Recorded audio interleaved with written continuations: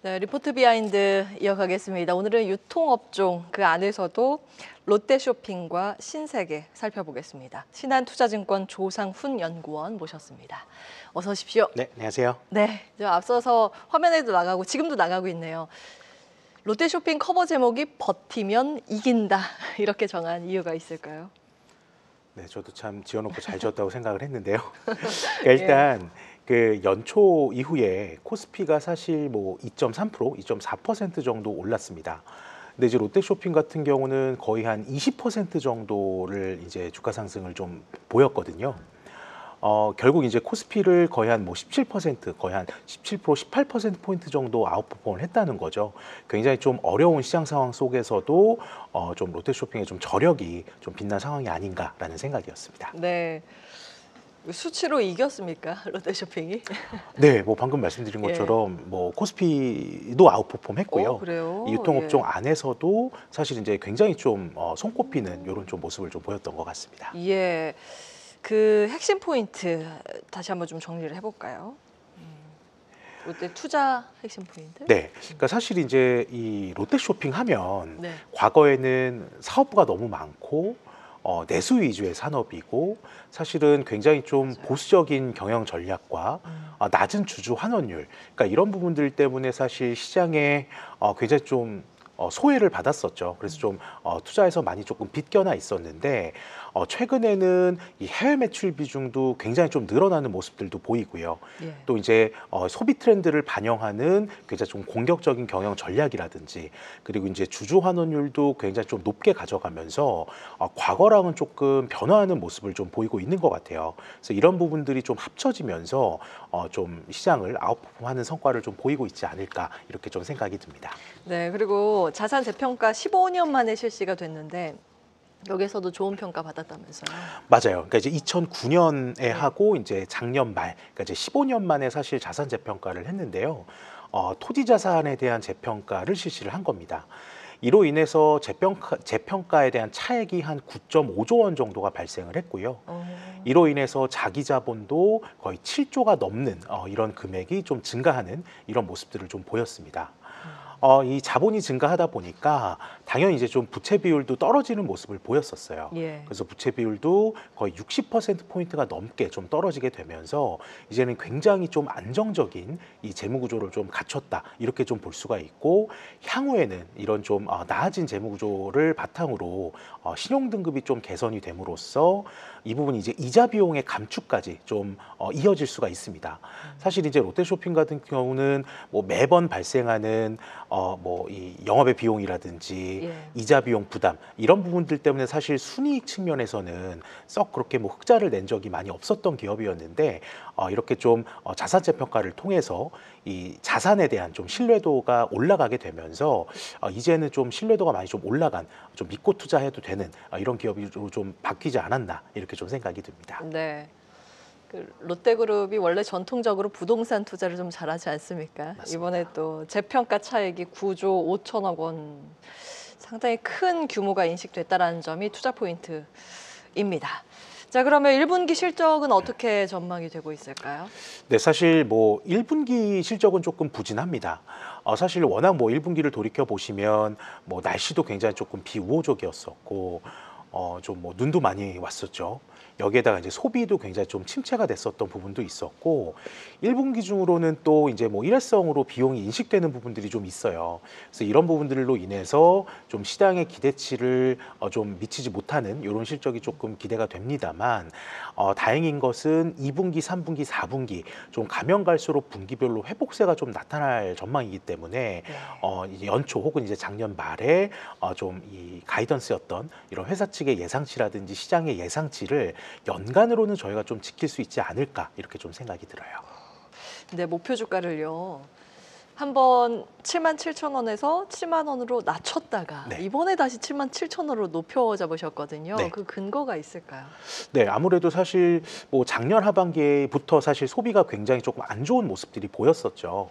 그러니까 이제 이로 인해서 뭐 실적 추정치를 좀 하향한 부분들도 있었고 이 부분들이 이제 어느 정도는 좀 바닥을 다지고 이제는 좀 회복될 일만 남지 않았나 이제 이런 판단에서 좀 추정치 변동에 의해서 목표 주가를 좀 하향했다가 상향 상향했다. 이렇게 조금 봐주시면 될 것 같고요. 사실 이제 뭐 아까 말씀드린 뭐 자산 재평가라든지 여러 가지 이제 비용 구조 효율화 노력을 통해서 이제는 좀 매출이 증가하면 그만큼 좀 이익이 크게 개선이 될 수 있는 이런 환경이 조금 마련이 된 상황이기 때문에 예. 그런 측면에서 보면 이제는 긍정적으로 볼 수 있다 이런 생각입니다. 예, 4월 9일 리포트에서 목표가 상향 조정을 했습니다. 지금 투자의 적기도 괜찮다라는 의견을 여기에 좀 담고 있습니다. 체크해봤고요. 신세계 가겠습니다. 이거는 상저하고를 전망했거든요. 왜 이렇게 잡으셨어요? 네, 사실 비슷해요. 롯데쇼핑이랑 사실 비슷하고요. 예. 1분기는 뭐 소비 심리라든지 뭐 여러 가지 내수소비 좀 침체된 부분, 뭐 비우호적인 기상 환경, 그러니까 이런 부분들이 좀 실적에 악영향을 끼쳤다라고 좀 생각이 들었고, 예. 이 부분이 이제 2분기 때부터 좀 점진적으로 개선이 돼서 하반기 때부터는 조금 더 이 회복의 폭이 좀 더 크지 않을까, 이렇게 조금 전망을 함으로써 좀 상저하고를 보일 수 있지 않을까, 이렇게 좀 의견을 드렸고요. 그럼 이것도 최악은 지났다고 보고 계시는 거군요. 네, 맞습니다. 네. 예. 그러면 하반기에 실적 모멘텀 주목할 만한 요소들이 어떤 게 있는지요? 네, 사실 이제 하반기에는 기대할 부분들이 조금 많죠. 그러니까 이제 이 회사는 대표적으로 뭐 백화점과 면세점 이 사업을 조금 하고 있고, 뭐 기타 뭐 이제 의류라든지 아니면 뭐 이제 뭐 터미널이라든지 이런 사업들을 하고 있는데, 이제 매크로 환경들이 이제 하반기에 접어들면 들수록 뭐 금리 인하라든지 아니면 이제 재정 정책의 확대라든지 좀 구매력이 개선될 수 있는 이벤트들이 굉장히 좀 많지 않습니까? 그래서 이제 금리 인하에 따른 구매력 개선, 특히나 이제 이 백화점 측면에서 놓고 본다고 하면 이 명품의 성장세가 다시 조금 성장세로 회복될 수 있지 않을까, 이런 기대감을 조금 하고는 있거든요. 근데 이제 경쟁 업체들 중에서 신세계 같은 경우가 가장 이제 명품에 투자를 많이 했고, 예. 특히나 이제 지난주 같은 경우에는 이 명동 본점 옆에 이 헤리티지관이라고 하는 이제 한국에서 이제 가장 큰 샤넬 매장을 좀 오픈을 한 부분들도 있습니다. 그래서 어떻게 보면 이제 금리 인하 시 구매력이 개선됐을 때 가장 먼저 치고 나갈 수 있는 업체다, 이렇게 조금 볼 수가 있고요. 여기에다가 이제 3분기가 되면 중국인 관광객 대상 무비자 정책이 조금 더 실시될 가능성이 높습니다. 이렇게 되면 이제 신세계가 운영하고 있는 이 면세 사업에서도 이 뭐 시내점의 따이공 할인율 개선이라든지 뭐 공항점의 어떤 매출 증가 요인, 이런 부분들이 좀 더해지면서 지금은 굉장히 좀 큰 폭의 적자를 보고 있지만 이 부분들이 적자폭이 좀 축소됨으로써 이익 개선의 폭이 좀 크게 나타날 수 있는 이런 부분들도 좀 하반기에 기대할 수가 있겠습니다.